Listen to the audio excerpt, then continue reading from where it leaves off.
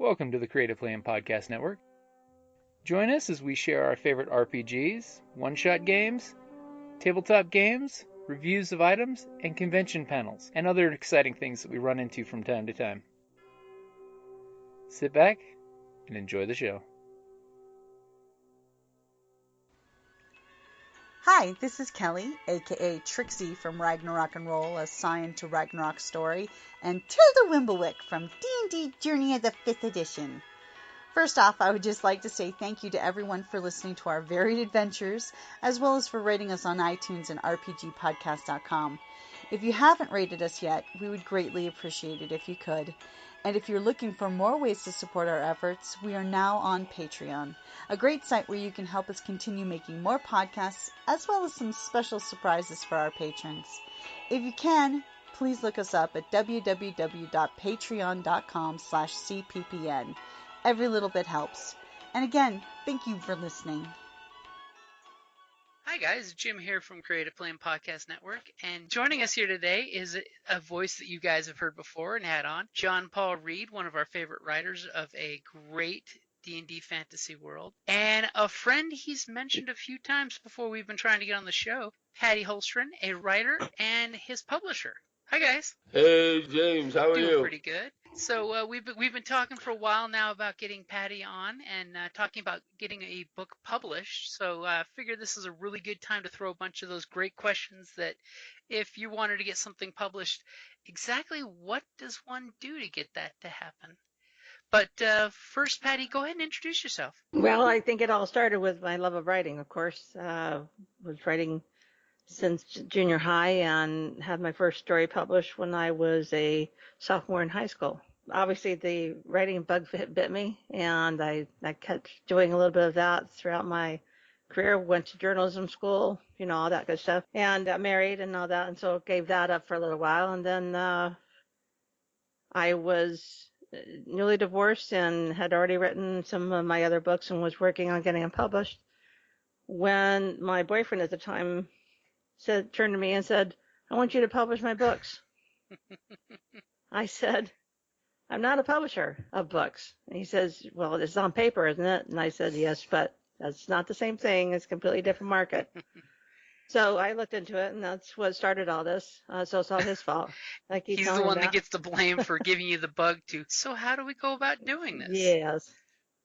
Yes. Yeah, definitely. So we're at Arizona Publishing. I started that in 2008. I've been doing graphic design for many, many years before that.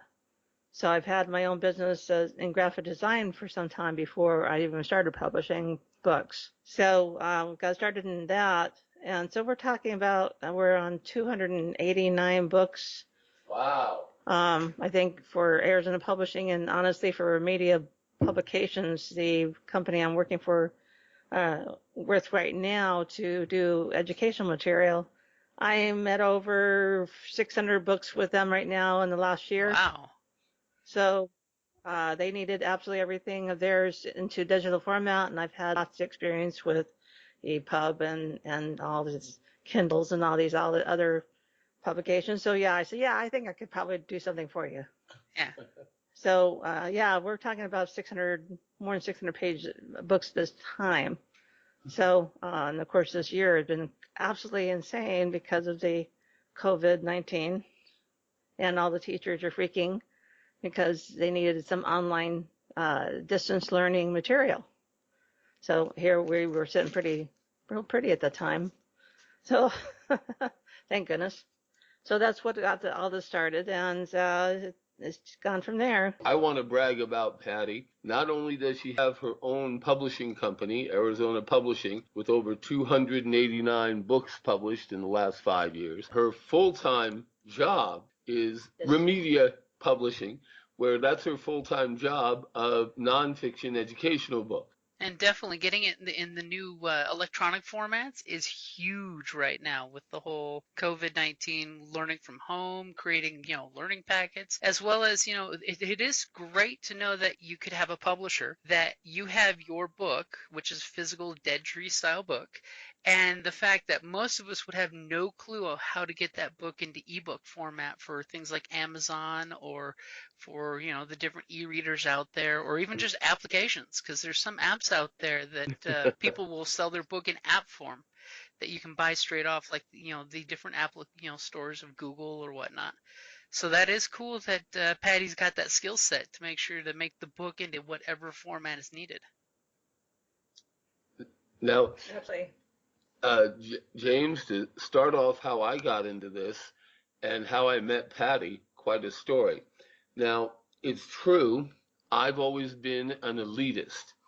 I know almost anyone can pay for their own book to get published, the self-publishing. But what happened with me was I I was running a Dungeons and Dragons campaign out in Illinois, and a friend of mine who brand new to the game, but she just fell in love with everything about it, and she I it's funny. I met her husband first, and then I met her, Laura Thompson, and she was a new convert to the game, but she was grabbing every bit of paper and books and materials I had, just flipping through them. Wow, look at all this great stuff. Anyway, she came across a chapter that I had written years ago, and she read it and she said, "John, this is terrific. Where's the rest of it?" And I'm sort of like, well, actually, Laura, there is nothing else. Well, Laura started motivating me to start writing. This was back in 2012. And when I moved out here to Phoenix, Laura and I had a rough manuscript together for, we thought, a pretty good book. Now, I began splashing around local publishers. I went to one publisher known as Brick Cave Publishing, and they were very nice, but they told me they were looking for more science fiction books. They wanted more spaceships and laser guns rather than wizards and warriors. So I was like, okay. Anyway, the Brick Cave Publishing recommended me to Patti. I was already there. And you were already there. And because he and I do a lot of events together. Right. Bob Nelson. And anyway, I'll never forget how excited both Laura and I were when I sent Patti the manuscripts for our first book. And I'll never forget what happened when we met at Denny's. This was about back in 2014. And Patti comes over. We're sitting down at a Denny's here in Phoenix. And she says, "John, this is really great, really good book. We're going to cut it in half." Now, at first, I misunderstood. I freaked. I was like, "Oh, no, we're going to cut half of my book. It won't make any sense. This is terrible. How can we do that? Why should we cut the book in half? What are we going to throw away?" And when Patti finally calmed me down, all this right in the middle of the Denny's, mind you, James. When Patti finally calmed me down, she was like, John, book 1 and book 2. And I'm like, right. And from that moment on, I knew that if I just did whatever Patti said, I'd have a lot of fun. Patti? Okay, well, his manuscript was rather long, and while I've done a long, fantasy is not too bad as far as being able to publish long manuscripts, as you probably know. That's probably the only genre that still allows really huge volumes. Or is it Tomb? The Tome. We joke about that. That's a little joke Patti and I have because.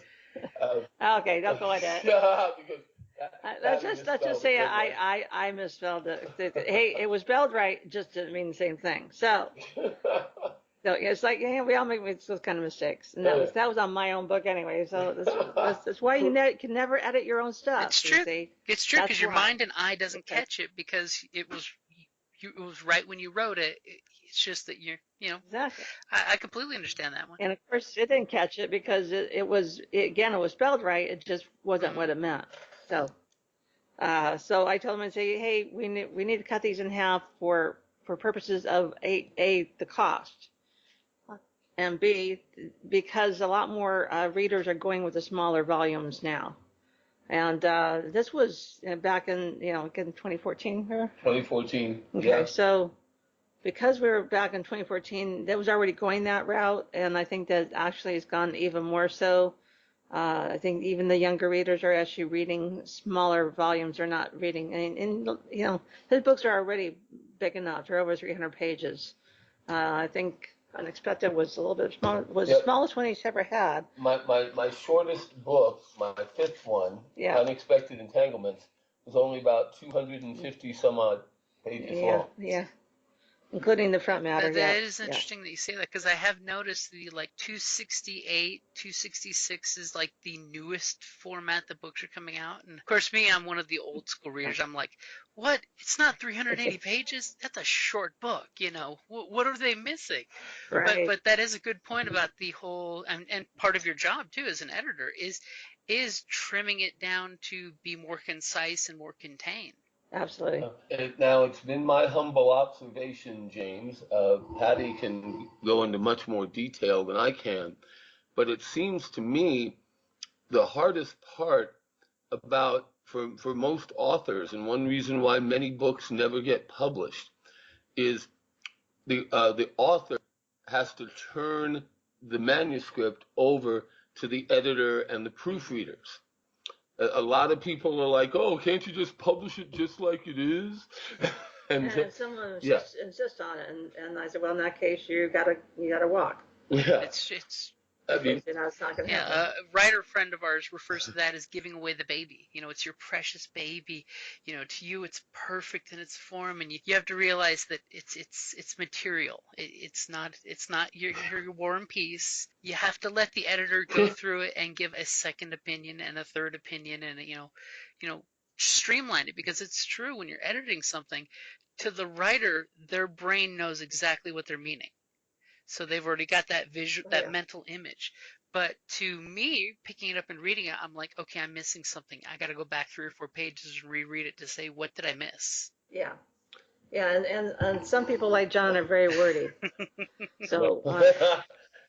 Gee, what a surprise! Me, wordy? He loves the sound of his own voice, How to say in 8 words what he was saying in 65. Yes. and since he writes like he speaks, it was like, oh my God, how many times are you gonna say the same thing? And so that's where somebody like me comes in, and I start making it bloody. So, and that's my job. I have to admit, I am a much better, much more effective, and certainly much more precise and concise writer now than I was when I first started with Patti. No question. Okay, so let's just edit that particular little that he just said. Okay. So I would have cut out at least a couple of those adjectives. and that I think is really the hardest thing for a writer to do, is to hand over your precious baby manuscript to the editors and proofreaders with their knives and their cutting and their my red pen. Yeah. Now, Patti also got me to realize that there's a lot of stuff people just don't realize that you have to do when you're publishing a book. You've got to arrange for a cover, and what fonts you're going to use. What sort of paper? How thick will be the paper? There's a lot of that has to do with which printer you're using, of course. Yeah. Back when CreateSpace, I'm sure everybody knows who that is. Mm-hmm. When CreateSpace was printing with the printing arm of Amazon, they still do actually, but they had printed on 50-pound paper. That's thinner than what I print on from a local printer that I've been using for years. Who has 60-pound paper. Now, what's the difference? The difference is that it actually makes a smaller spine of the book, of course, because the paper is thinner. And also, let's see if you can pick up the book, and it's more sturdy, it's got more bulk to it, but also the pages themselves are not quite so thin. So honestly, I happen to prefer the 60-pound over a 50. Right. But I come from a printing world, so I think of those things. And this is one of those. This is just one of 1,000 things you got to consider when you're trying to get a book published with a publisher. Well, I wouldn't say 1,000, but at least 250. Yeah, at least 250 things. Let's not even. Well, maybe we should talk about copyrights and who the book's dedicated to. What you're going to have. Are you going to have a table of contents, or are you just going to? Are you going to have quotes in front of every chapter? All of these things come into play when you're preparing a book for publishing. Now, I want to ask you a very loaded and dangerous question. Setting the design from one to another is always right. I want to ask you a very loaded and dangerous question, James. What?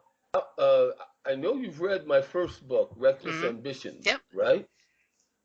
Oh, I'll just be quiet and let Patti take it from there. And if you could tell us what you thought of my first book, I'll list all of my books for you, and we'll do them one at a time with anecdotes and adventures, maybe.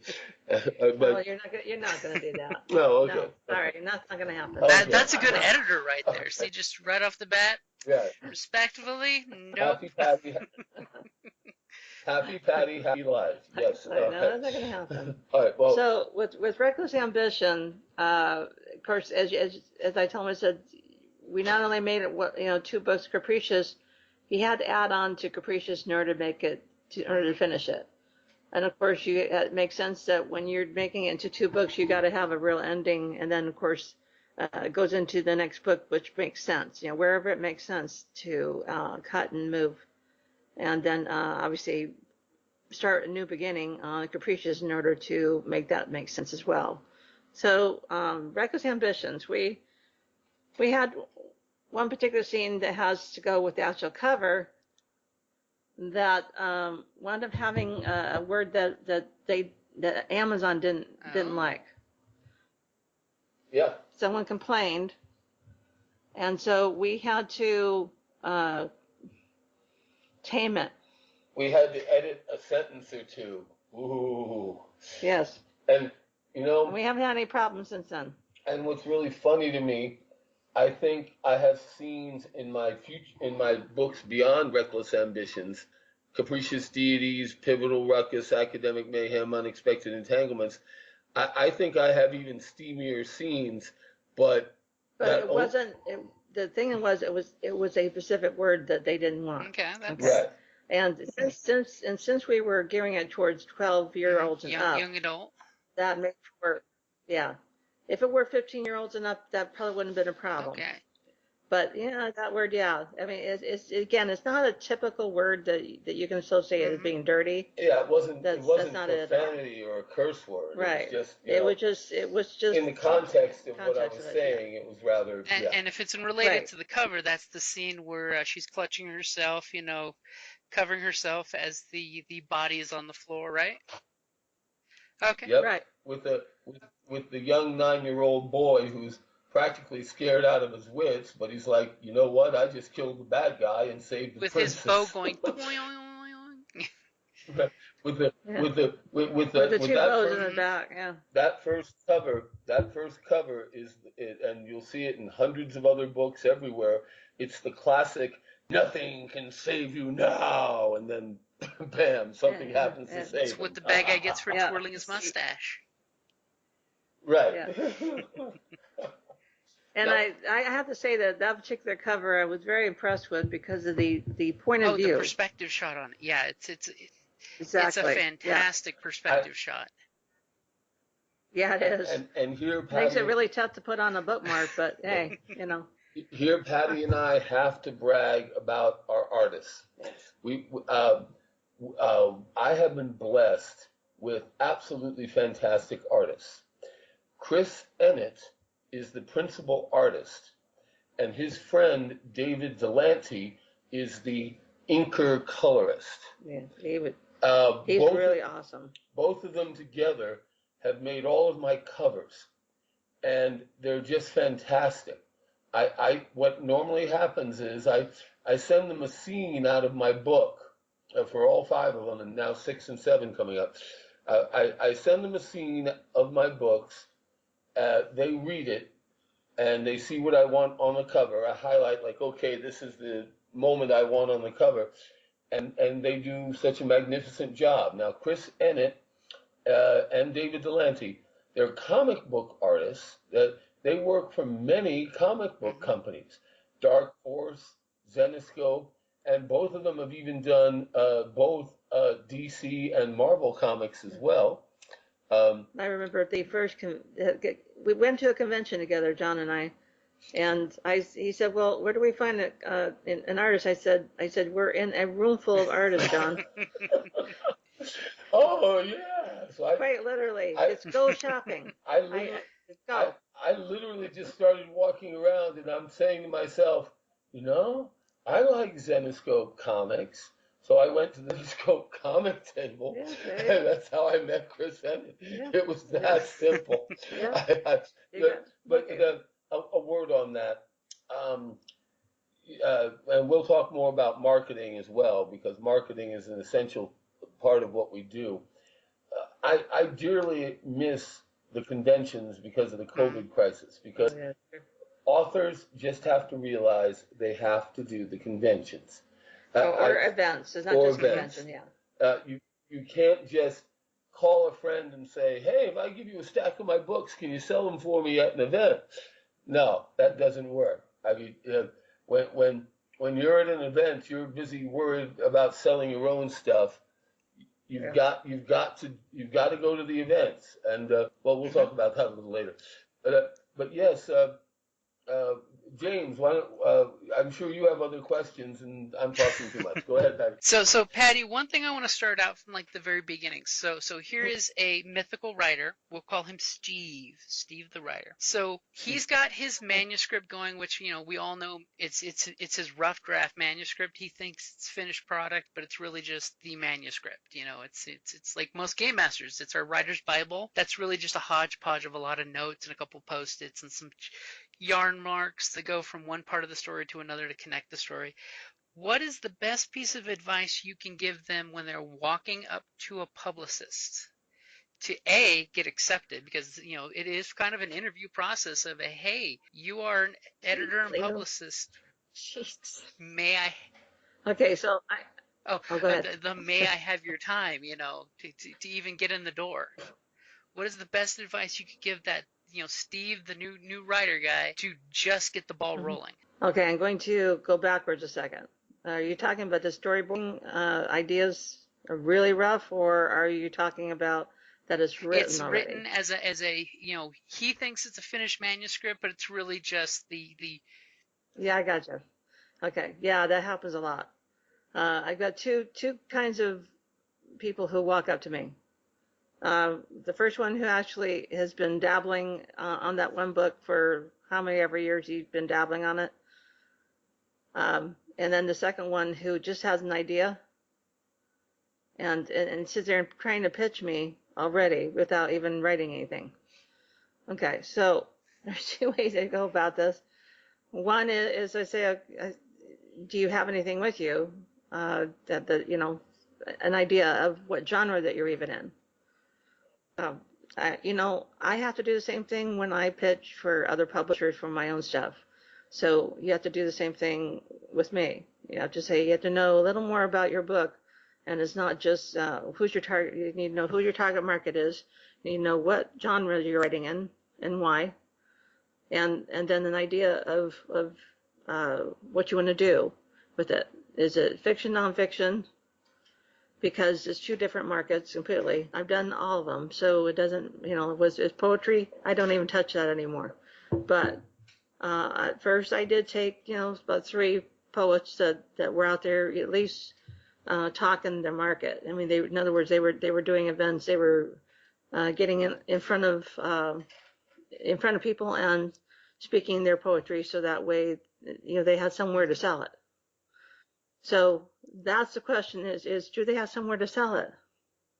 Okay, so because getting a publisher is one thing and having it into distribution format, but it's no longer viable anymore to just have that. It's now, where can I take it so that way I can sell it myself? Okay. And then my question, if they were looking at me, is, can I actually sell this in events that I'm at? If I say no, my target market of convention people wouldn't be interested in that particular book, then I have to say no. But I do usually, make a suggestion to them of who they could take it to most of the time. That way, you're at least saying, hey, not my market, but. Right, exactly. So I, if that's the case, then I'm definitely not going to, waste both of our time by them sending me something. Because again, we very limited in time. You can only read so much. And more so now than ever. Yeah. Right. So what's the other part of that question? Well, Steve comes to you with a completed manuscript. Okay. What happens then? Well, again, he needs those things no matter what. So now if he comes up and says, "Oh, I got this idea of a story, and I just wanted to kind of put it past you and see if there's any market for it," I say, okay, that it's kind of better if you actually have it written rather than a cold pitch. Right, because A, most of the time you're never going to write it. B, and I don't tell them that because that would hurt their feelings. Yeah. But B, that sometimes it changes while you're writing it. I happen to know that. I mean, I'm a writer myself, so I'm only speaking from experience when I sell something, say something to these people when they walk up and talk to me. Says, it may very well be different for you. I'm just telling you that in my circumstance and in my experience, this is the case. So that's one interesting question I have for you is, as a writer, are you an outliner or a pantser? It's my favorite way of saying that one. Do you like to outline your storyboard, or do you shoot by the seat of your pants and just mash out words?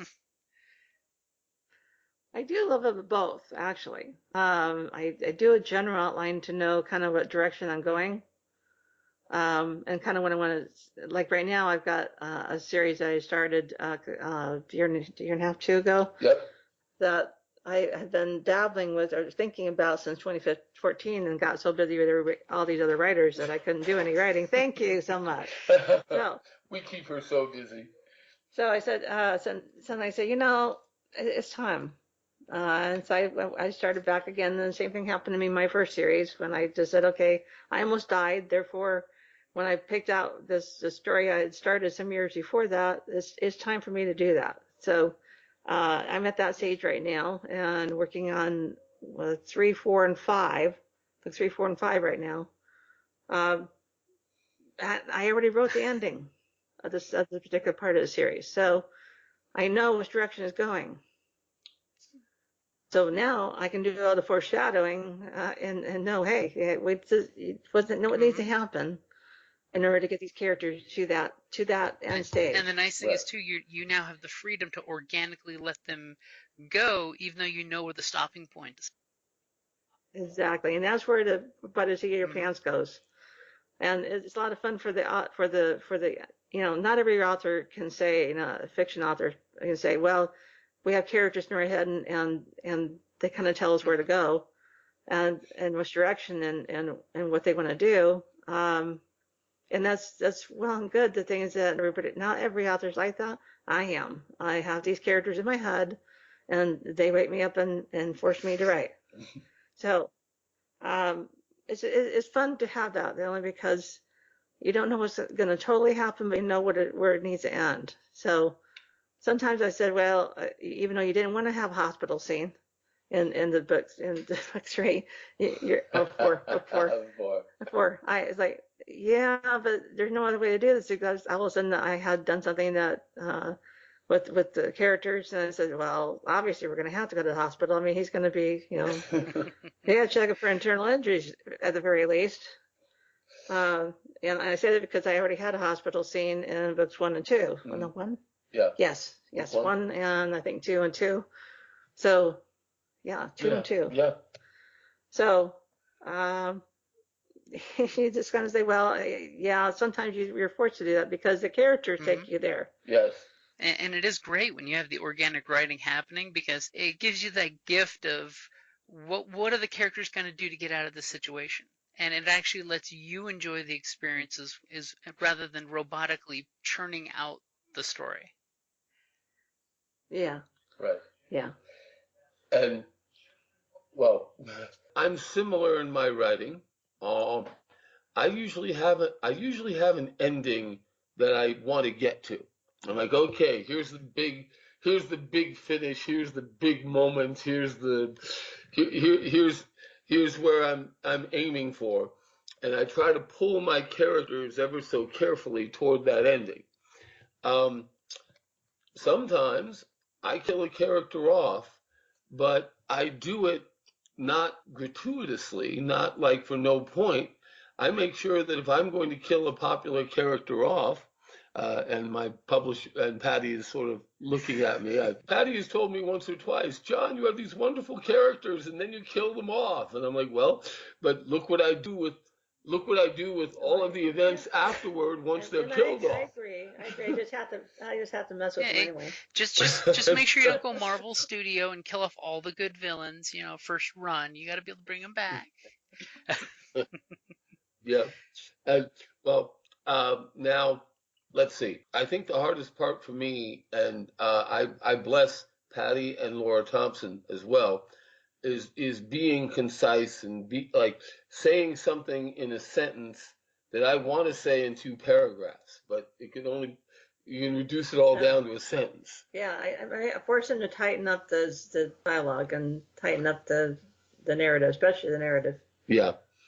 And well, I know Patti's just dying to talk about Amazon a little more, but oh, you're just gonna do that, aren't you?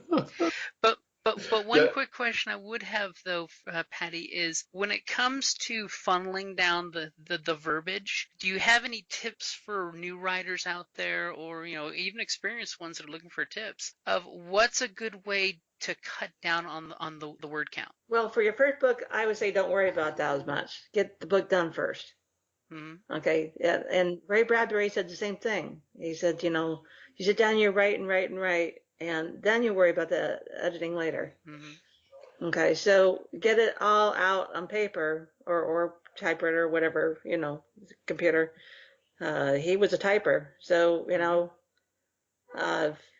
he had to get that story done before his Roll Dimes was through. So he had to write it, and of course he had to feed his family. So there you go. That nothing like real.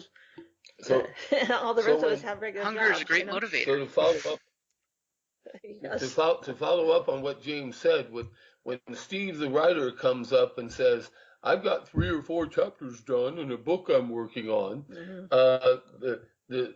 The response generally is, "Come back when you have a finished mm-hmm. draft." He says, now understand that's for fiction. Nonfiction is different and is handled differently. Big publishers, you have to give them an outline of what it is that you're doing and why are you the person to write that nonfiction.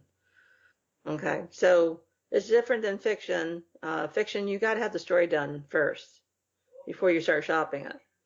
The nonfiction, you can give them an idea of what it is, and they can tell you whether or not it's an interest that they're willing to market. Because two different marketing things. is not easy. No, I know. That's for sure. The endless challenge. Yeah. Right. So, as they call it, never-ending story. Never-ending story. It's all about finding the right market for the right niche at the right time, because that could have so been next week or so been 2 years ago.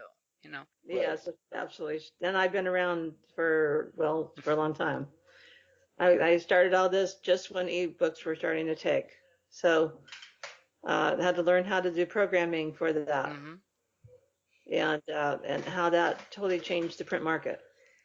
So, as speaking from a marketing angle, do you think folks should look at, before they start mashing out ideas, should they mash out an idea, or should they see what the market is wanting to digest and then pitch the story to match the market? Which I've seen a lot of I've been at a lot of conventions where this has been the subject. Okay, so it's not just my idea. It's a hodgepodge of a lot of other authors having voiced their opinions on this very subject. Publishers are going to tell you that not to worry about the market yet. You write the book based on what it is that you're interested in. What is it? If it's nonfiction, is there some angle and for the reason why you were writing it and why anybody would want to read it? If it's nonfiction or if it's fiction, then is it interesting to you because it's not just one book, usually typically talking about multiple books, so you have to actually love it. So if you don't love it, you shouldn't be doing it. So basically go for the passion, that way you have that fire to carry you through because, it's not going to be just the one book deal. Yeah, so that's why you have to be in love with the characters. Even the bad characters. Hey, sometimes those are the easiest ones to get into your head and become part of you and have your voice come through their heads. Yeah. Right. I write it and say, where the heck did that guy come from? Well, it had to come from somewhere. Some deep-seated little dark recess of your skull. Yeah, that's really right now it's gotten really interesting. Yeah. It comes when you get older, I think. You get more jaded. I don't know. And I guess bottom line then is write a complete draft first before you go to a publisher. Yeah, because the publisher changed. So if you're taking a couple years to write your book, by the time you're thinking, well, I want to go to this publisher because he publishes this type. Well, he may not be publishing that anymore. Mm-hmm. Then what are you going to do? So write the book first and consider it a series, because usually standalones don't really work very well anymore. It's because people, when they invest in reading and they invest in reading a fiction story, they're investing in those characters and they want to know, hey, it's not just one book. I have these other books behind it that you're going to get to know these people. And either love them or hate them or whatever, for more than just one book. Yeah, so it's like in the old, movies where you see, and Sam Spade will be returning in, and they throw the new title out, and that immediately generates the excitement of, yes, the story is continuing. It's not just a one and done. Yeah, as it calls those serials. Yeah. Because it is true that our psyches, when we like a character, we want to know they're coming back for more. I mean, yes. Right. It's like even the Conan series, the old classic one is this is a story for another time. It's like, and now you want that next story. Exactly. Which that's good marketing right there. That kind of reminds me of the 1960s Batman show. Will Batman survive this lethal trap? Same bat time, same bat channel. Right. So this kind of reminds me of this. Okay, so he just finished book 6 and pushing me to edit book 6, and I said, what I really want is something smaller, small, what I call a chunky morsel that we can put out as mostly for free and on ebook only. We could eventually print it, but right now I'm thinking of getting people to know what he writes.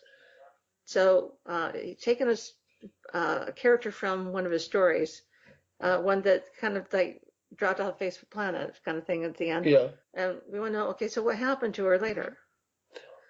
What happened, this traumatic thing that happened to her in the book, how would that change that character in later life? And there he went. Right. He wrote it. Now, one thing I also learned from Patti, publishing really is a streamlined time business. Time is precious. Now, I think one reason why Patti enjoys publishing my books is I actually do what I say I'm going to do.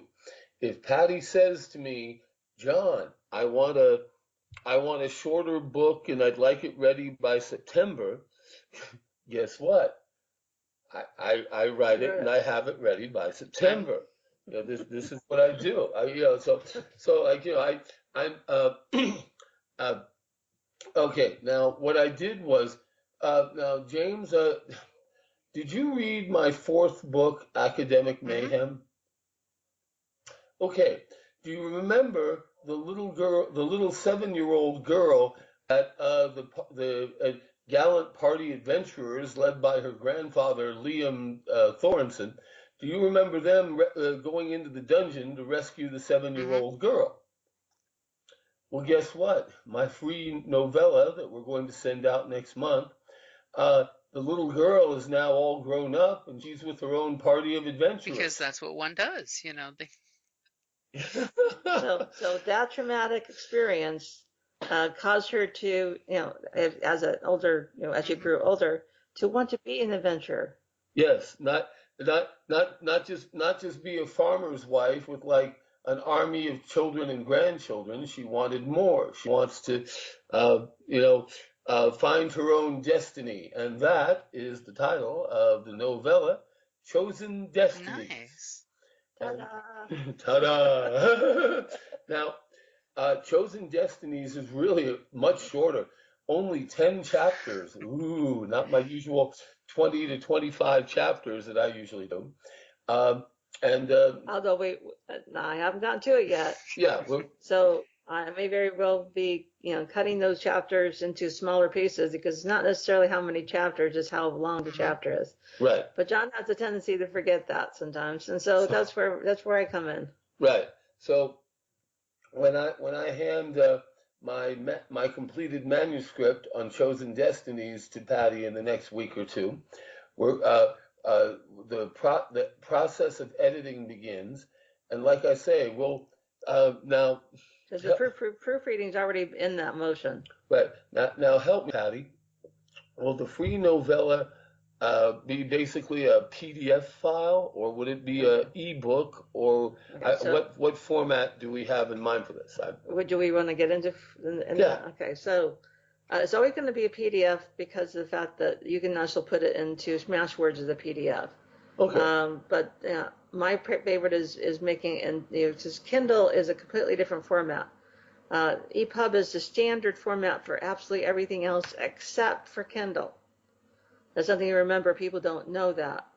Kindle is a proprietary software style that Amazon has forced on us. And so therefore you have to have it in Kindle format, but also have to have it in EPUB for everybody else. Right. So you can go one place and do all this, or you can do what I do, which is a couple of different markets in order to put all this stuff in the same into the mechanism. When we're ready in October, James, we will have a PDF file for this shorter novella. And also, that'll be also set, mostly set, because it's a little bit different to do an EPUB or to do an ebook compared to a print book, but the PDF will already be done basically as a PDF, so we can go to print anytime. It'd just be a matter of finishing the cover, because as you know that with the ebook, you typically is just a front cover. Right. So it's a completely different thing when you go to put it in print format and have to have a full cover. Right. So that takes a different, another program on top of it. Right. And so when we're ready, I'll be sending out the novella in PDF form to everybody I know, half know, quarter know. No, that's not what we're doing. Oh. No, we're going to have it up on the different markets. Different markets, and they will buy it through those markets. Right. Okay. And the idea is that people will read the free novella, and if they like it, then it's like, ooh, look at all the other books this author has available. And that's the whole idea. So at the end of this ebook, you're going to have tidbits from each book that he's already written. See, that's nice. You get that little amuse-bouche of the story. Then you're like, ooh, which book is this character in? Which book is this character in? Yeah. Right. And then when I always tell him at the end of when he's finishing one book, I said, okay, what's coming up after this? Because are we going to do a snippet, a sneak peek for the book coming up? We're probably going to do I was thinking either Twisted Timeline again, Yeah. or because or sometimes it changes by yeah, the time you're. I have another Yeah. I have another book. I I have three other books in concept. Um, the okay, after Chosen Destinies, Twisted Timeline will come out, and here's the book Patti has been wanting me to write for quite some time. Yeah, I wanted it before, and I put the Tanglements, but I got that one. Why don't you talk about this? Okay, James, I'm sure you remember my character, Dr. Andrew Newman, right? The kind, friendly medic, imperial gardener who grows such beautiful azaleas and flowers and is always very helpful. And he's my favorite character. Because again, he's the spy master, and what's the point? What's the point of having a garden if you're not going to grow your poisons? I mean, your remedies in the garden. Anyway, well, Patti was after me for some time to write Twisted Timeline. I wanted to know what made that character who he was. Right. So let's have Andy Newell now, a young hotshot teenager running around the medieval capital city like Paladon City, building his power base. His rise to power, if you will. And that's exactly what Twisted Timeline is all about. Yes, it's going to be my time travel story. And oh gosh, I don't. Twisted Timeline, though. Yeah, I don't want to spoil anything, but yes, I'm very excited about it because I'm sure when Patti reads that, we're planning on Twisted Timeline coming out in early 2021. Nice. Mainly because of the COVID-19. Yeah, because of the COVID-19. Otherwise, it might have been out by now. But let's just roll with what we got. Now, after that, I have two more books I'm working on. One book is going to be called Unmitigated Disasters, where a group of adventurers, first they discover silver in a dungeon they explore, and then the worst things happen. In succession, they discover gold, then they discover platinum, then they discover adamantine, which in my world, you make magic weapons out of it. So in just a couple of months, yes, they might be filthy rich, but these characters are like, oh crap, we're all dead. Every single power in the continent is going to send armies down here to protect us and help us. Remember this. Yeah, I mean, you're not publicizing that book right now. Right. And the other book after that, Cross Targets, I'm actually switching genres to please Patti and my friend David Hughes, member of my executive board on my group. We're going to say why. Yes. Okay, so you're writing fantasy. Well, that's all well and good, but what else can you write? As a writer, see, to me, it's not just a matter of, oh, I can write that, so I'm going to stay in that genre because that's what I do. Yes, but that doesn't make you really a writer. Right. So my book Cross Targets will literally be a wild U.S. American Western with a bit of supernatural in it. Well, he's going to have his usual fantasy characters in there, and we'll let him do that. It'll definitely be a Weird West from what John and I was talked about before on that one. Right. And believe it or not, I actually have a third book in concept with the title Familiar Tales. My friend Laura Thompson loves all the familiars and special animals I've got in all the books. She wants me to write a book with like an animal getting each chapter, getting a chapter. So yes, I have a lot on my plate, but the exciting. It's always good to have something new that you're going to work on that you can look forward to. Right. Now, again, how does this all tie into publishing? Well, you write. You've got to write. You can't just stop writing for 2 or 3 years, and then, yeah, you've got to keep writing. Now, Okay. I want to bring up one thing that we started doing very early on, what we call a consistency with the design of the books, and because they're a series. I said I wanted each book to have just 2 words in the title. Mm-hmm. yeah, Because of the fact that he's got a lot of, as you know, a lot of good content on his covers as far as characters go. And so I have to try to figure out where I'm going to put, the subtitles, and where I'm going to put his name, and where am I going to put the titles. So I put it near the top, mainly because of, in most bookstores, a lot of bookstores is there that you can see it. You can see the title going from one to another. When they have the display case. I think. Yeah. right. So he came up with the Reckless Ambitions, and then we worked on Capricious Deities. Yeah. Patty's being modest here. I think she's the one who gave me the Reckless Ambitions idea. We were talking, and I started saying words, and so I looked at the thesaurus, and then we started pulling words. Right. And I was stuck on reckless. Reckless passions, reckless violence. Oh, yeah, he's a reckless passion. Reckless.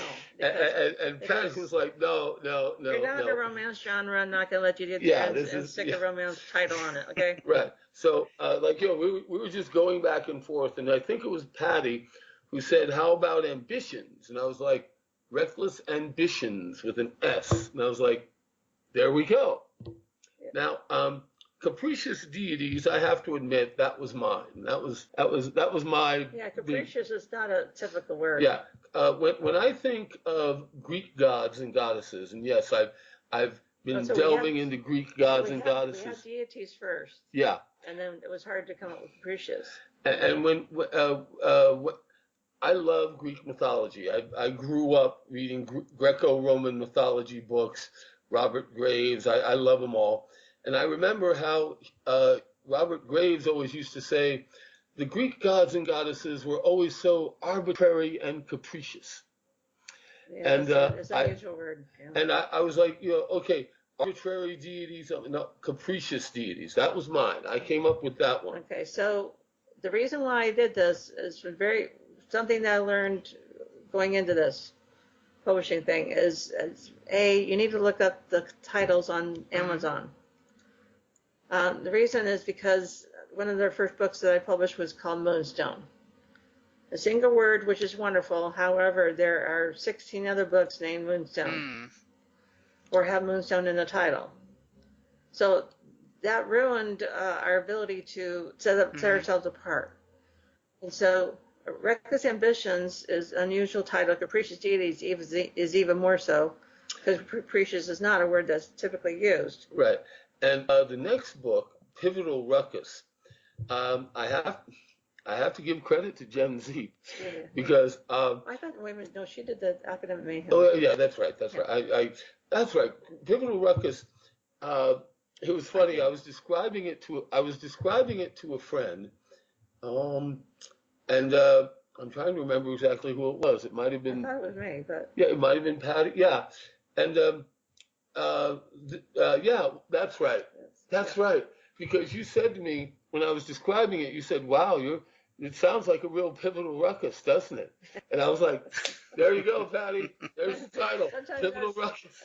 That's how it happens, You're just conversation is like, wait a minute, that's perfect right there. Yeah, Pivotal Ruckus. There we go. I mean, it was John who did the Academic Mayhem. What? No, Gen Z. Gen Z. Yeah.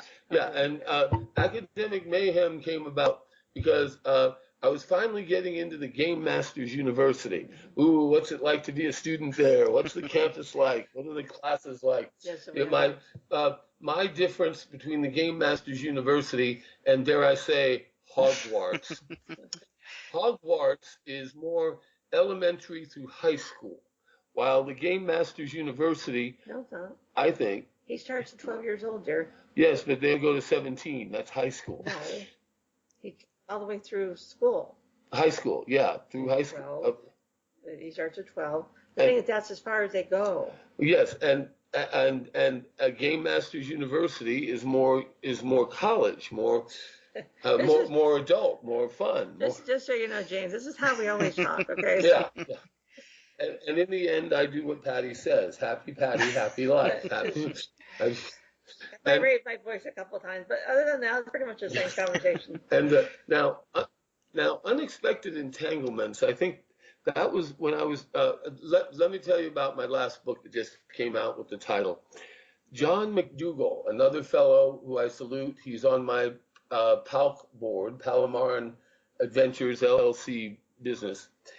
John McDougall and I, in 2016, we were just sitting around a summer evening, just talking about future books that I wanted to do. Summer evening was funny. And it was amazing how in 2 hours, John McDougall and I came up with the whole plot for the whole book. And I knew that John McDougall was a big Cthulhu fan, good old H.R. Lovecraft. I mean, we all love Lovecraft.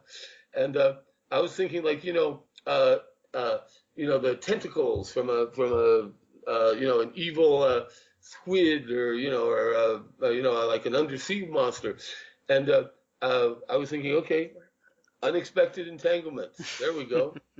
And now Patty's signaling me. We've only got 5 more minutes. Well, it's 2 more minutes of drink. Are we doing? How are we doing? We can go over. That's fine. And anyway, we came up with unexpected entanglements as a tribute to John McDougall, since he likes Cthulhu and the entanglements. Yeah.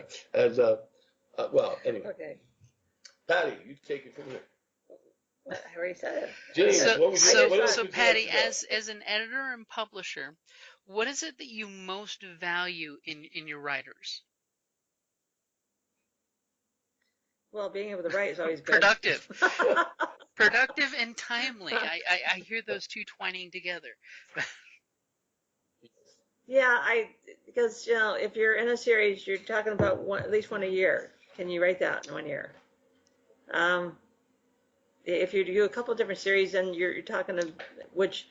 He said, well, yeah, we're gonna go in another series, and no, he didn't go in another series. All he did was extend his world into another version. So that's not the same thing as taking a whole different series, and he's just a little sneaky about that one. Well, that's why I got cross targets on the horizon. Yeah, Palomar and Legends and Heroes Volume 1, which is typically book 5, but it's actually a new set.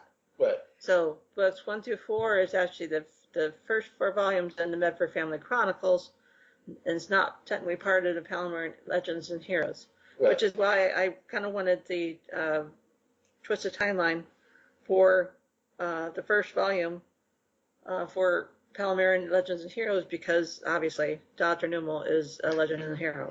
Right. And it sets the theme. And, right. Yeah. And one could even call unexpected entanglements the Medford Family Chronicles Volume 0, because which I don't do. Okay, but anyway, all right, but okay. This is not Star Wars. Right. Where we keep arguing about which one's number 1 and which one's number 4. There should always be continuity. If something's a flashback, it should be clearly defined where it resides. Right. Exactly. Exactly. And so it's just all experiences that I've had over the years. I've made my mistakes on things that I published early on, and John's just lucky to come in at a certain time where I've learned a lot. And I'm constantly learning from Patti, James, because Patti has shown me how to shorten 3 or 4 pages to like 3 or 4 sentences. And I, as I said before, my writing style is definitely squeals improved. like a pig for a little while, but hey. I mean, the best thing is not only are you the editor and publisher, but it sounds like you do a great job as an editor, as a coach as well, and trying to. I've actually let go of an author once because they weren't learning anything. And they weren't learning from the experience. They were taking the edited version of Microsoft Word and accepting all changes. You're not learning anything doing that. It's almost If you're not, It's almost like yeah, back in the 20s, when the pulp books had the formulae. They would just throw the darts out on the board and boom, there's your book. Yeah. yeah, and they weren't taking any stock in their own uh, writing process and their career. So if you're just doing this for the fun of it, it's one thing. If you're doing this because you were making this your career, or that's something you want to do for the rest of your life, then you need to learn some lessons along the way. If you're on your sixth book, which is what he was on, and if he's listening to this, he knows who he is. um, I had to say, you haven't learned anything from this process. And honestly, you could have gotten that from almost any of these slush companies, and I won't mention any names. Almost everybody else, okay, who will just publish whatever you put on paper. If you're not learning something, then that's not what I'm here for. So I'm here not only to be your cheerleader and your coach, or cheerleader and your friend and your publisher, but I'm here to actually give you some kind of guidance and make you a better author, hopefully, because otherwise I'm not doing my job. And that's my opinion. I know a lot of other publishers who would not worry about that. But if you get an editor from a publishing house and they haven't honed you or taught you something, then you're not with the right one. That's my opinion. That's a great opinion. I mean, because part of the thing as the publisher is you are grooming writers to make them marketable as well as, to be connected. John wants to do this the rest of his life. Yes. Okay. He made that very clear to me the very first thing. So, Yes. so in that case, and I told him point blank, I said, I'm very, very upfront and very brutally honest. And the reason why I do that is because you need to know. Right. Because what my expectations are of you as an author. Otherwise, our relationship, and it's a very tenuous, very close relationship. Right. We sometimes even share the same rooms when we go to conventions. Oh yeah. And because of money, yeah. Happy Patty, happy life. And like you even touched on earlier at the conventions is the whole, get the writers to the conventions, but then get the writers to go into the convention, mingle with the convention, become part of the convention life, Yes. And then. Oh yeah, but I've been speaking at conventions for a long time, so I've been in part of science fiction fantasy conventions. Oh geez, over 20 years. Was working in different levels within the body of the construction of the conventions, but when I started doing more publishing, that's when I had people who want me to come in and speak. Mm-hmm. So that's always great. It's a lot of fun because you have a bunch of people who some of them think they know everything already, and you can't teach them anything. So I'm not going to bother. Mm-hmm. But if I want to teach I try to help everybody. I really do. Some people have not been open to those ideas. So we've had two-part company. Yeah, it's like even John and I have talked about from like a game master point of view, because game masters are writers in their own right, just different genre, is getting to hang out with other writers and game masters and things. You can always learn from each other. There's always something, if you're open and receptive, that you can learn and eat and evolve from. Absolutely. James, would you like to put in a plug for our Facebook group? We've been having fun with. Oh, by all means, John, go for it. John has this great Dungeon Master website group on Facebook that we have lots of crazy conversations on. But go ahead and shamelessly plug away, my friend. Yes, anyone may join who has done any sort of game mastering or dungeon mastering. It is literally called the Dungeon Masters Secret Society. And I'm shocked. In less than a year, we've got 1,870 some odd members, and whenever a new D&D book or a new gaming book or something comes out, we just post it up there and okay, guys, let's dissect and digest this. And That's good. Lots of cool topics come up. Just this morning, we were discussing a topic of creating your own magic items, and some people do it on the fly with their own imagination. There are actually programs out there, websites that you can actually go to now and type in what you want. I want this. I want this. I want this. These abilities. Oh, well, here's a filter, or here's a wand, or they'll suggest things. But yes, I've been having a great deal of fun with this, and I got to admit, I get ideas for my books sometimes from these people. Oh, well, your books, remember? Yeah. Okay, so I'm writing about monsters now, which is something new to me. Oh yeah. And I said, okay, John, being the D&D guy he is, I said, I'm looking for a creature that can do this and this. And I just pull out my dungeon. I pull out my Monster Manual First Edition, and I need the Fiend Folio too. Okay, and I'm just you like start perusing through there, and I go, oh my, gimme. Yeah. You're describing one of those, or you should take a look at this. And I said, yes, but they do this. And, well, you can change it, Patty. Yeah. Yes, you can call them sylphs instead of pixies, or whatever. You call them dark sprites. Dark sprites. We have a new dark sprites. I just made a new one called Dark Sprites. So right. That's fun. And again, I'm glad to help Patty because she's helped me so much. I'm like, oh, you want monsters? Here we go. So it's funny. Patty has never once played in any of my Dungeons and Dragons campaign my games. boyfriend in high school. Oh, gotta fix that eventually. I'm just saying. Yeah. And I was discriminated against. Well, see, that is unacceptable. Not in my game. Not in my game. I'll try to kill you just like I try to kill everybody else in the party. I don't have a problem doing that back, which is why I was invited. Just remember, John, GMs don't kill players. The dice kill players. and that's exactly why DMs have a screen. Well, you should wear fencing material. Yeah, fencing material. Yeah, I keep thinking now the Bugs Bunny dialogue. Shoot him now! Shoot him now! You keep out of this. He doesn't have to shoot you now. Sorry. But all right. Back but on yeah, topic. Collaboration is a hugely important thing. I mean, just like looking at the old classic, novel writers back in the Victorian areas, they would get together like rock stars and hang out and jam out stories.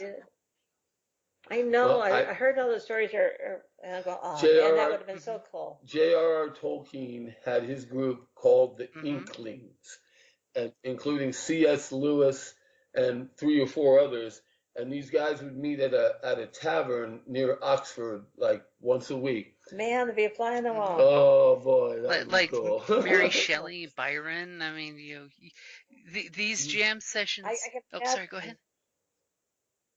I can imagine with her, the guys were like, "Well, you can't write that. That's too dark for a girl." 3 hours later, they've been sitting on the edge of the chairs, going, "Tell us more. Tell us more." Yes. Yes. Yeah. And by the way, James, I should point out, Patty has done some marvelous interviews over the years that she's told me about. She has interviewed Gene Roddenberry, Star Trek creator. Yeah. She has even interviewed Michael Moorcock, the Eternal Champion Elric of Melniboné saga, one of my personal favorites. He was in France at the time. He was in France at the time, but she interviewed him. Again, we did that through the convention. So again, he couldn't come as a guest of honor because he always goes to France in May. So we couldn't have him. I said, well, can we do a virtual interview with you? Over video chat. Yeah. Yeah, sure. Let's set that up. So I did it. Awesome. And yeah, he's a fun guy. Again, I'm in awe of her stories. I mean, just But yes, Terry Brooks, I've interviewed. she's interviewed Terry Brooks. Yeah. There you That go. was on my bucket list. I have to admit that one. Nice. And well, I was just so lucky to have met Patti, and I'm delighted to be one of her authors. Even Patti has Even with the downsizing, yes. it's just, I've been cutting people back. I just, I want to work on myself right now. I'm over 50. That's completely understandable. I, That's it. It's my turn. I mean, So I'm taking everything I learned from all of you. yeah. And I'm doing it right the first time. and Patti is wonderful about keeping her authors in line and reminding them, hey, it's not your turn yet. Well, like I said, I only have a certain amount of time, and that's very little right now. Right. So it's like you guys are online, and it just has to be that way. That's why I'm thrilled to death about the novella, and I'm really excited if when we get that out, I really hope to generate some excitement with that to then see about if how it'll help me market books. Yeah. I can't. One more thing about the COVID. I can't wait for the coronavirus crisis to be over, because as soon as we can get back to events, it's a lot easier to sell books at events than it is even online. Get it?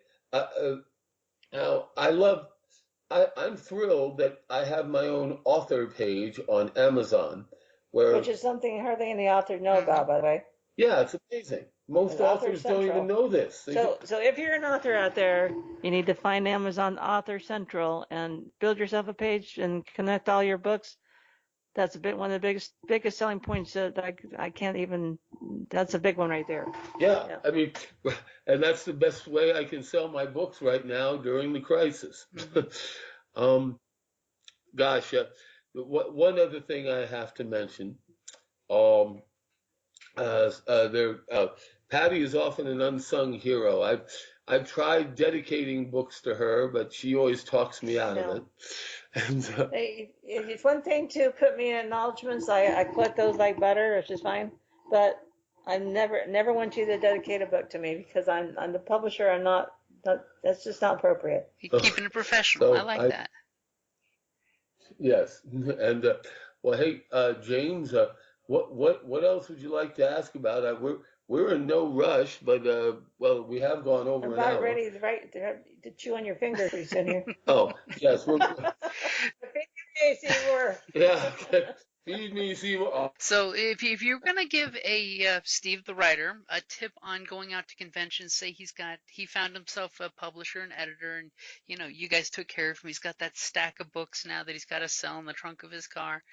What is the best way to go about to getting in the convention circuit? I mean, I know me and John, we do the con circuit and we know people and we know the ins and outs, but from a publisher, how would you tell a writer to get their butt out there, basically, Well, I've done that before.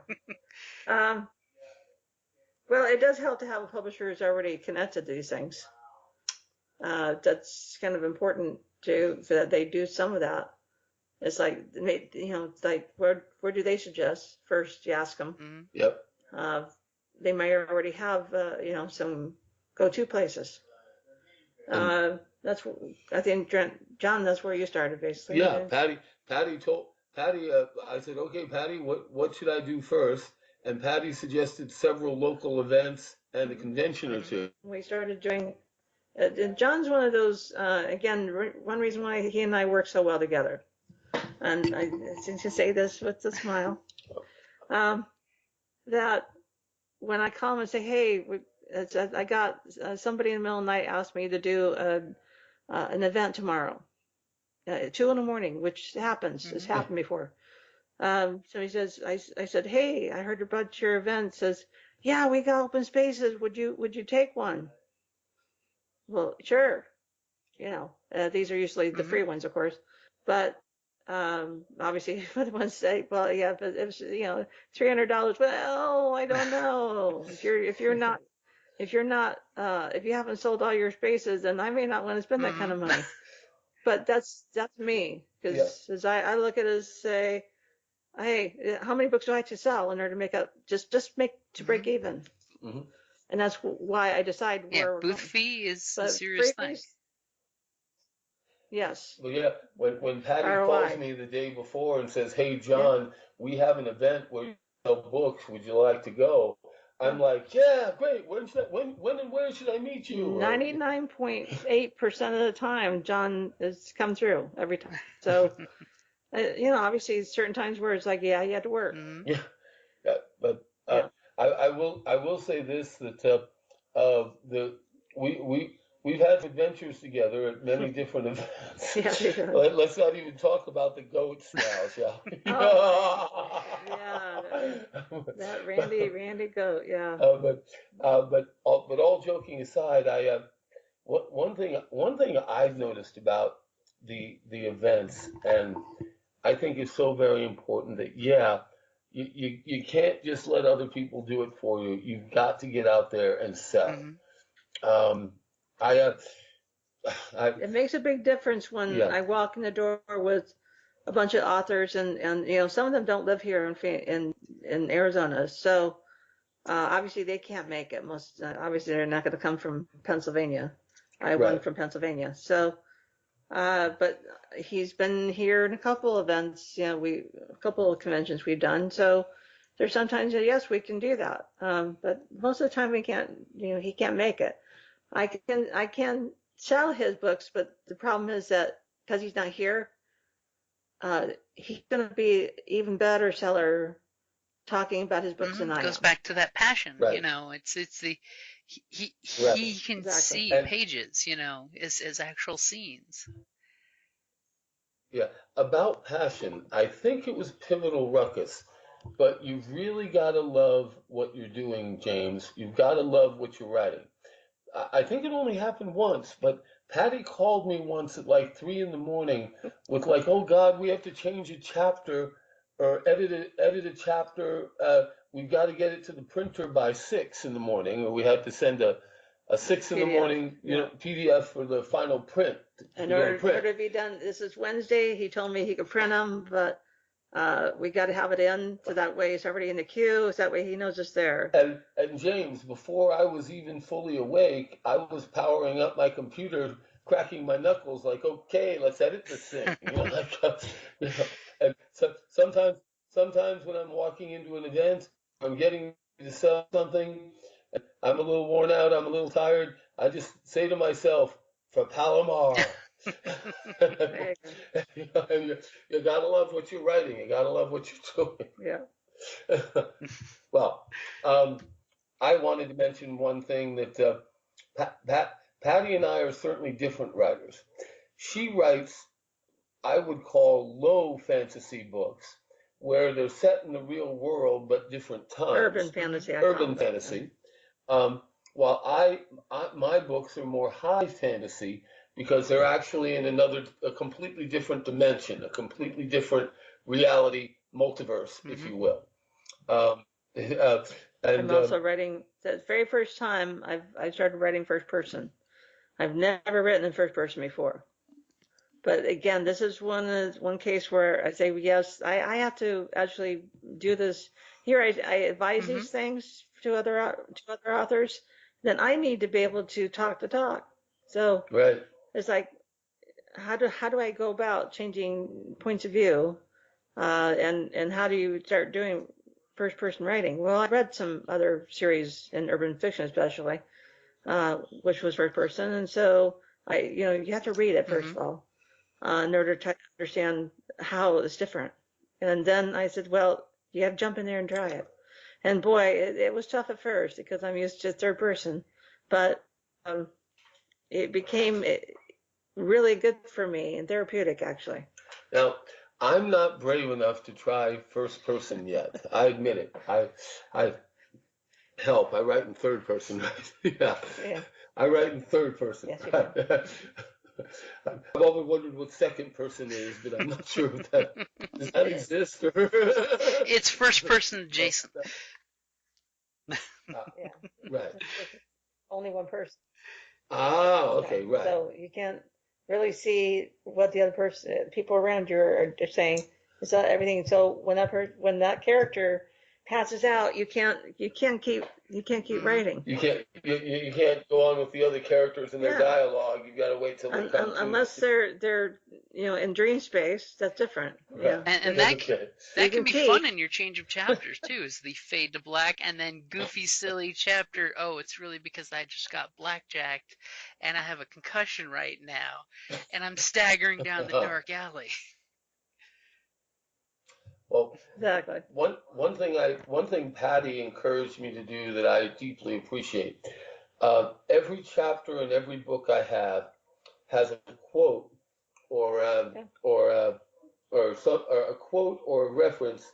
It could be to anything: TV, movies, modern, early history, anything. And I warned him when he first started. I said, okay, if you do this in first book, you have to do it in all of them. You're committing yourself. Right. It's a consistency thing. Yeah. And I actually walk around when I hear a good quote from somewhere, or I either write it down or I even, if I'm near a computer, I type it. I just send myself a document. But yeah, like I just Unexpected Entanglements, chapter 6 here. The quote: "You always hurt the ones you love, especially if they love being hurt repeatedly."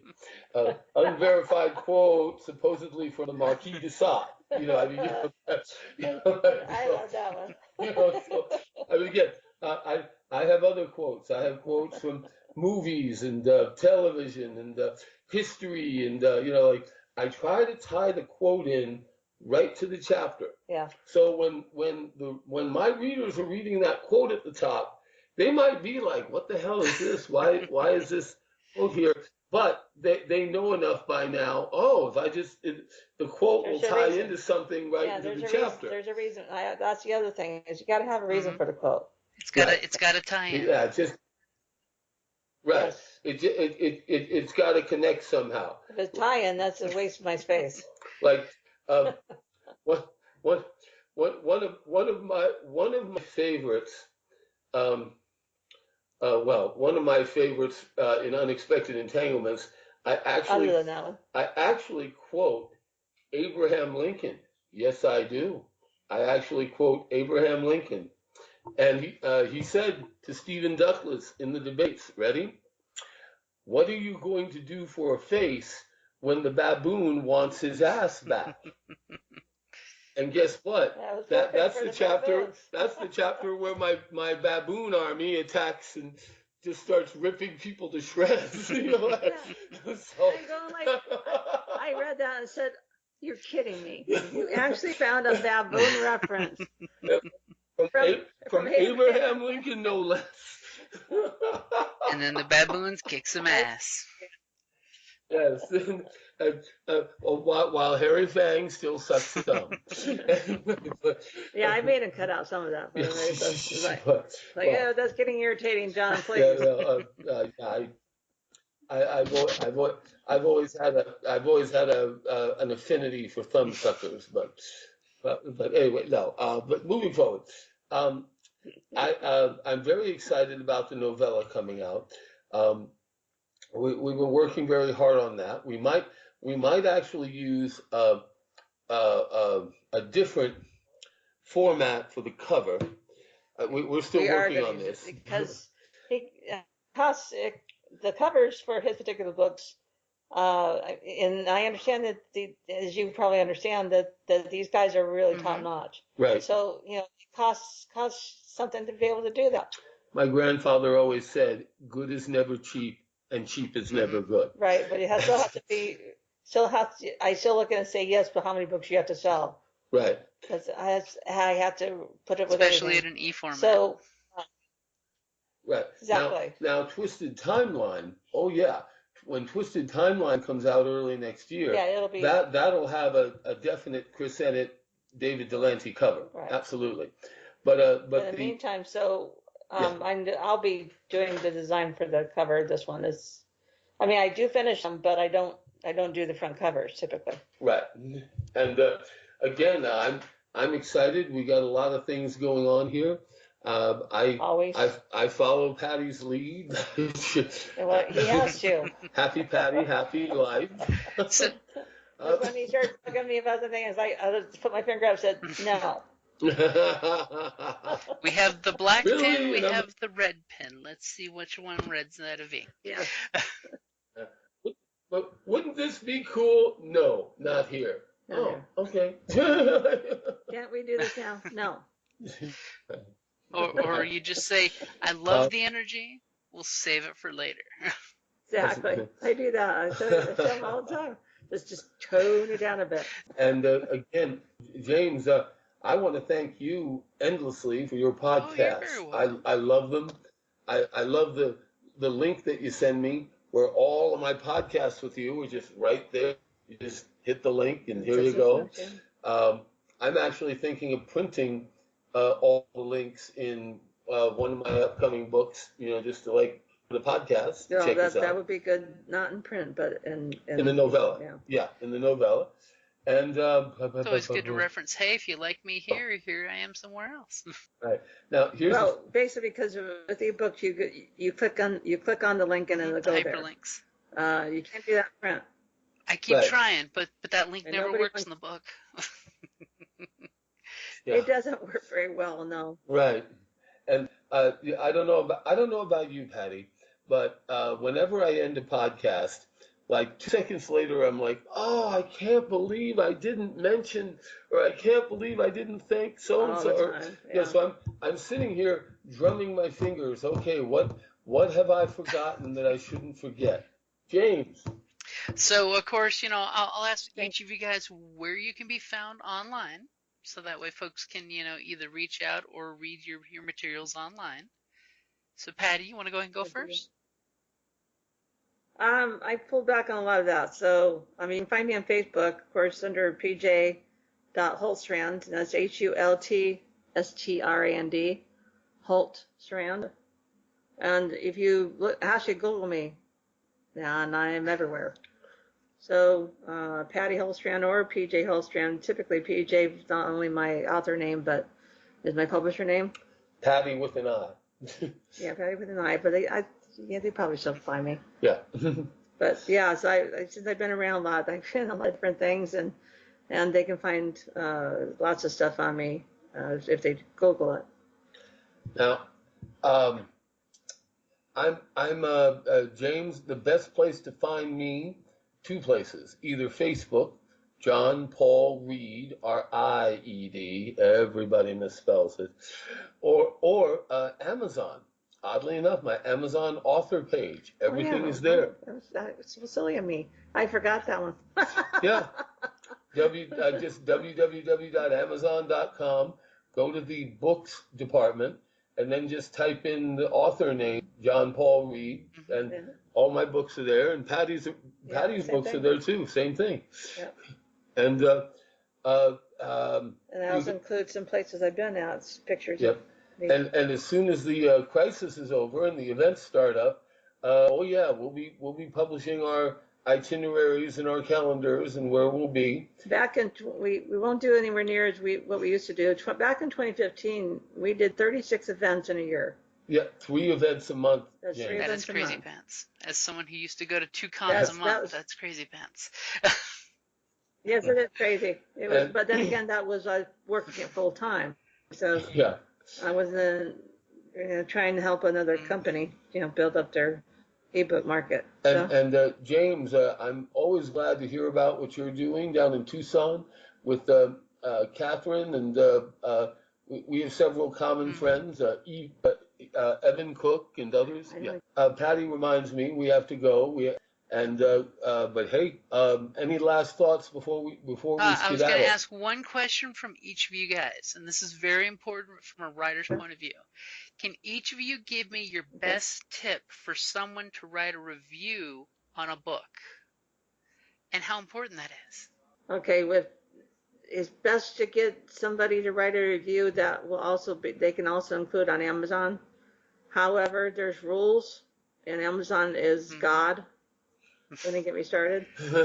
So if you haven't purchased anything, $50 of products within a year, they won't approve your review no matter who you are. So it has to do with their sales. However, if they have, then it's absolutely wonderful when they can put your review up there. Short and sweet. I don't, honestly, somebody's given me very long ones, and I've only been able to take little pieces of it because there's no way to fit that much in, and nobody will read it. So a short and sweet one is always good, and putting up on Goodreads. I know Goodreads is now owned by Amazon as well. Yep. But that's one way to get around the Amazon problem. Okay. And I would add reviews are always very helpful. I would say if anyone was reviewing my books, definitely Amazon and certainly Goodreads. I would even say Facebook. There are a lot of interesting groups out there that all they do is talk about books and for free pretty much. Just like, post your book here and we'll comment on it. But it doesn't stop you as a reader from doing that. Yeah, and Are you kidding? That's even better. yeah. So I mean, again, my tip for all writers, James, is always the same: write. You gotta write, and you gotta finish a completed draft. Even Neil Gaiman said the only way to learn how to write is to write. And once you finish that completed draft, turn the baby over to the publisher, the editors, the proofreaders, and then everyone works together from there. And James, I want to thank you again for having us on the show. We really appreciate it. You guys are very welcome, and you're always more than welcome to come back anytime. And with that, I'll go ahead and let you guys call it an evening. Thank you. Take care, James. Thank you very much again. We're all set. And hey, have you read Unexpected Entanglements yet? Oh, geez, dear. I've got a copy I could send you. Let's talk about that later. Okay. All right, you guys have a good evening. Okay. All right, bye. Bye-bye.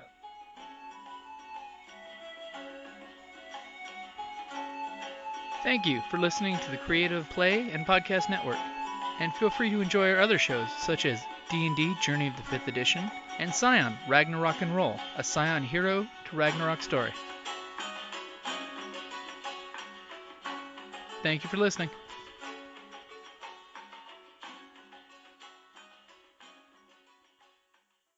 Hello, this is Eric. And Wendy Strog with Stone Valley Hobby and Games. We sell board games, card games, role-playing games, and supplies. We have thousands of Magic the Gathering cards available, carry Kickstarter products, and work with veteran-owned small businesses to bring you our own line of products. We are a small business retailer, but we offer competitive prices, a loyalty system, and free shipping on orders over $100. As a military veteran myself, I'm a strong supporter of our armed forces, their families, and contractors out there doing the hard job. So any order from an AA, AE, or EP address will be shipped absolutely free. Remember, StoneValleyGames.com, where we take your leisure seriously.